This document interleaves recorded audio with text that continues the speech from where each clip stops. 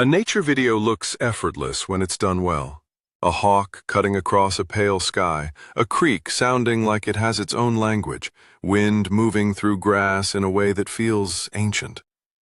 Yet the style we now call simple, reliable, great audio is the product of a long technological and cultural evolution, one that quietly reshaped how humans document the living world. To understand a modern camera setup for nature videos, it helps to treat it like an artifact assembled from decades of invention and hard-earned field practice.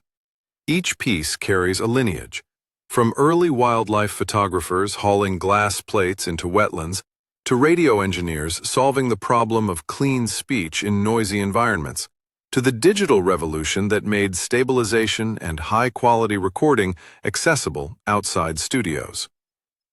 The 7 pieces in a practical nature video setup are not just shopping list items. They're the latest chapter in a history of seeing and hearing nature more clearly. Begin with the camera body, the heart of the system, and arguably the most culturally influential tool in modern nature storytelling. For much of the 20th century, wildlife filmmaking was constrained by the physical limits of film: short reels, expensive stock, and the constant risk of missing the moment. Early natural history pioneers worked with 16mm and 35mm film cameras that were loud, heavy, and unforgiving. The arrival of compact digital cameras and then mirrorless systems changed the economics and the aesthetics of nature videos. Suddenly, long recording times, high ISO performance, and relatively silent operation made it possible to wait patiently, quietly, for behavior to unfold. This shift mattered. It nudged nature videography away from staged or heavily managed sequences and toward observational realism. Modern camera bodies, whether mirrorless or compact cinema-oriented, inherit this legacy. Their value in a simple and reliable setup is less about maximum resolution and more about consistency. Dependable autofocus for unpredictable animals, solid battery life, weather resistance, and color profiles that hold detail in bright skies and dark forests.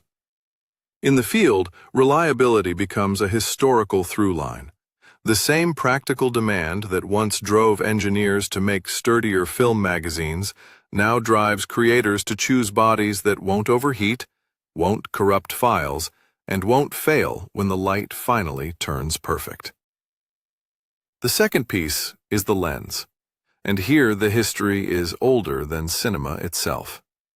Lenses are where physics meets storytelling. Nature imagery has always been shaped by focal length and glass quality, from the first telephoto experiments that let photographers work at a distance to macro lenses that revealed insect anatomy with an intimacy that once belonged only to microscopes. In the mid-20th century, as optical coatings improved and lens designs advanced, the natural world became sharper, more contrasty, and more legible on screen. That clarity influenced public understanding. Viewers began to expect detail: the texture of feathers, the dew on a spider web, the subtle color shifts in moss.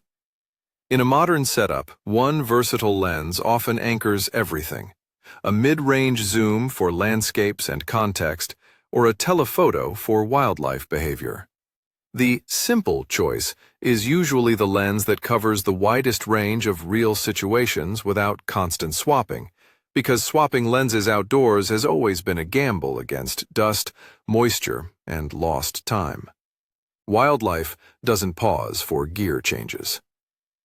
The lens is not just a tool of magnification, it is a tool of ethics. Longer focal lengths allow distance, reducing disturbance.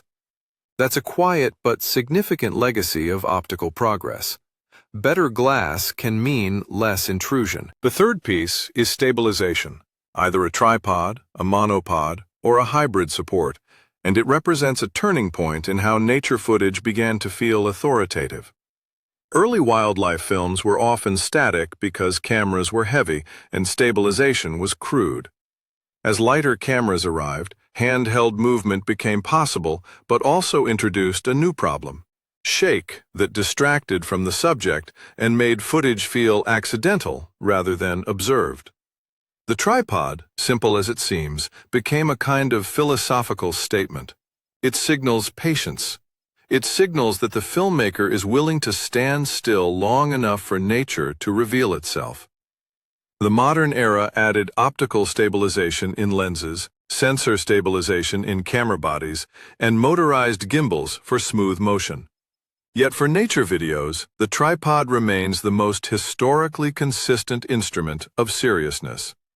A stable frame lets the viewers study behavior, the rhythm of a bird's head movements, the timing of a fox's pounce, the slow logic of a cloud shadow crossing a hillside. The reliable choice here is not necessarily the most advanced technology, but the support system that survives mud, wind, and cold.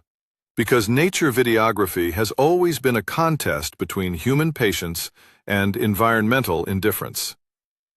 The fourth piece is the microphone, and this is where the story becomes unmistakably historical. For decades, nature films were visually stunning, but sonically artificial.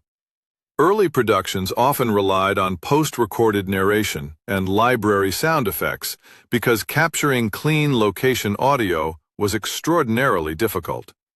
Microphone technology existed, but it wasn't field-friendly, and magnetic tape had limitations.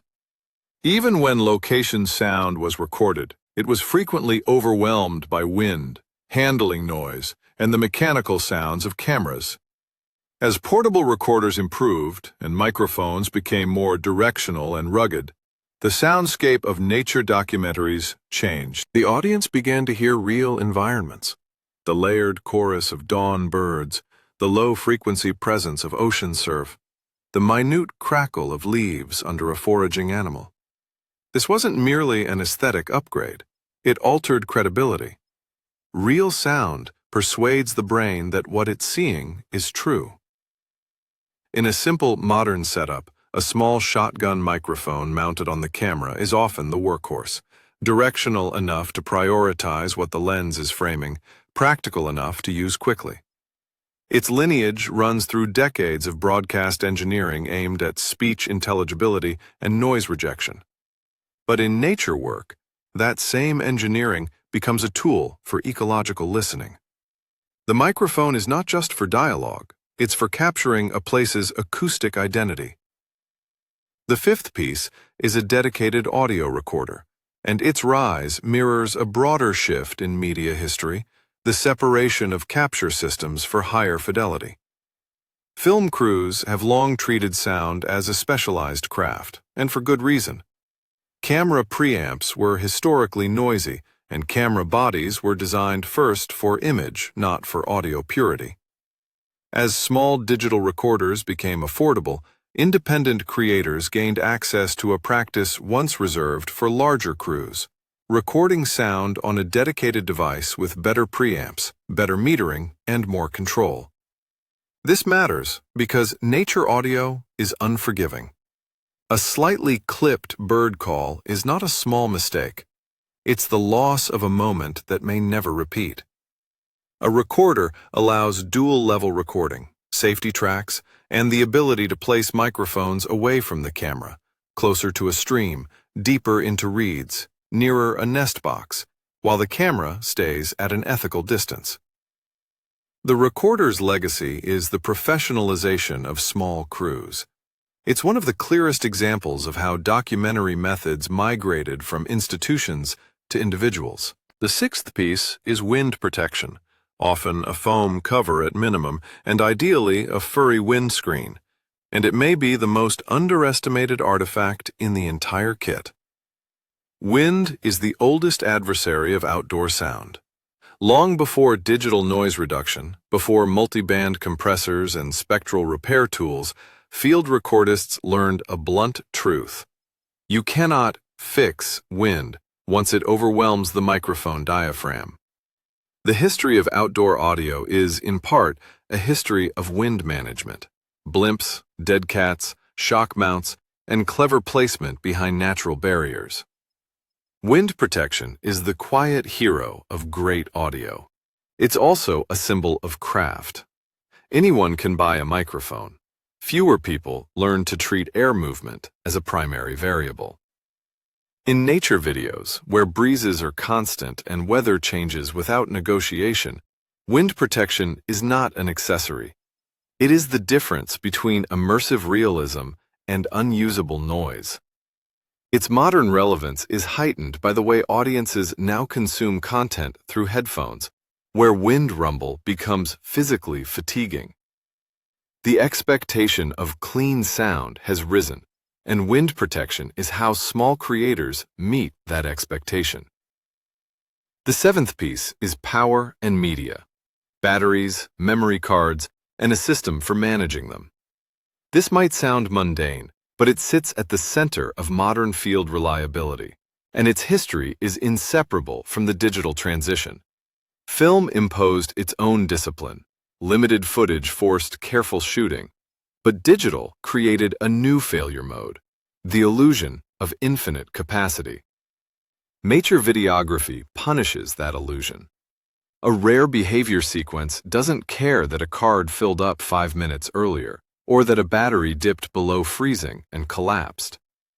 The culture of modern fieldwork has developed rituals that echo older documentary practices: labeling, rotating, backing up, protecting media from moisture, keeping batteries warm, and planning for the long wait. The simple solution is often a small, standardized set. A few high-quality cards instead of many questionable ones. A consistent battery ecosystem. A reliable charging method. In a sense, power and media are the modern equivalents of carrying enough film stock and keeping it dry. The tools changed. The discipline remained. Seen together, these 7 pieces form a coherent historical inheritance: camera body, lens, stabilization, microphone, audio recorder, wind protection, and power/media. They reflect a century-long push toward portability without sacrificing fidelity, toward realism without sacrificing narrative clarity. They also reflect shifting public expectations. Early audiences accepted narrated spectacle. Modern audiences crave presence, the feeling of standing in a real place, hearing what the camera hears, sensing time passing. And that, ultimately, is the cultural impact of this simple, reliable, great audio setup. It democratizes a tradition once dominated by large crews and institutional budgets. It allows a single person to produce work that carries the hallmarks of classical natural history filmmaking: patience, clarity, respect for distance, and attention to sound as evidence. It also changes what gets documented. More creators means more habitats recorded, more seasonal changes noticed, more local ecosystems given a voice. In an era of ecological disruption, that matters. These tools don't just capture beauty, they create records of species presence, of changing weather patterns, of soundscapes that may grow quieter over time. The modern nature video kit, assembled piece by piece, is a small museum of practical innovations. It is the descendant of early optical experiments, of broadcast audio engineering, of documentary ethics, and of digital reliability culture. And in the hands of a careful observer, it becomes something more than equipment, a way of paying attention, with the image and the ear working together, letting the natural world speak in its own cadence.